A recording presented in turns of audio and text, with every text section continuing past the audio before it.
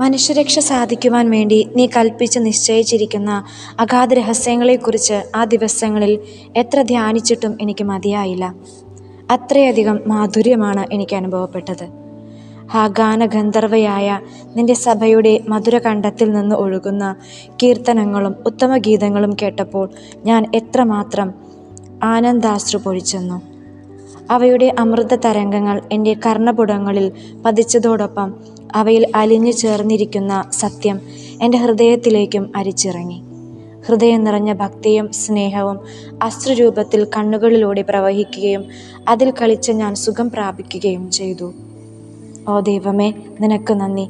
ഏതെല്ലാം കാര്യങ്ങളിലേക്കാണ് എൻ്റെ ഓർമ്മയെ നീ നയിക്കുന്നത്.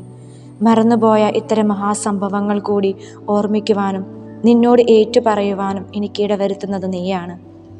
നിന്റെ സുഗന്ധദ്രവ്യങ്ങളുടെ സൗരഭ്യം ഇത്രയധികം ആകർഷകമായിരുന്നിട്ടും ഞങ്ങൾ നിന്നെ അനുധാവനം ചെയ്തില്ല.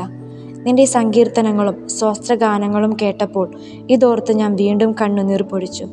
നിന്നെയോർത്ത് ദീർഘകാലം നെടുവീർപ്പിട്ട് കഴിച്ചുകൂട്ടിയ ഞാൻ ഇന്നിതാ ഈ പുല്ലുമാടത്തിലിരുന്നു കൊണ്ട് ആകാവുന്നിടത്തോളം നിന്നെ ശ്വസിക്കുന്നു. ദൈവം സ്നേഹമാണ്. വളരെ ചുരുങ്ങിയ സമയം മതി ഈ വാചകത്തിലെ വാക്കുകൾ എണ്ണി തീർക്കുവാൻ. ഒരു ചെറിയ വാചകം, എന്നാൽ അവയൊന്നും ധ്യാനിച്ചു നോക്കുക. ഈ വാക്കുകളുടെ ആഴം ദിഗന്ധങ്ങളെ ഭേദിക്കുന്നു. എന്തു പ്രശ്നവും പ്രതിബന്ധങ്ങളും ഈ ഭൂമിയിൽ നിങ്ങളെ അലട്ടിയാലും, ശത്രുവായ പിശാച് ക്രിസ്ത്യാനികളായ നിങ്ങളെ എത്രമാത്രം തകർത്തെറിയാൻ ശ്രമിച്ചാലും ഈ സ്നേഹം അതിൻ്റെ ഔന്നത്യങ്ങളെ പുൽക്കും.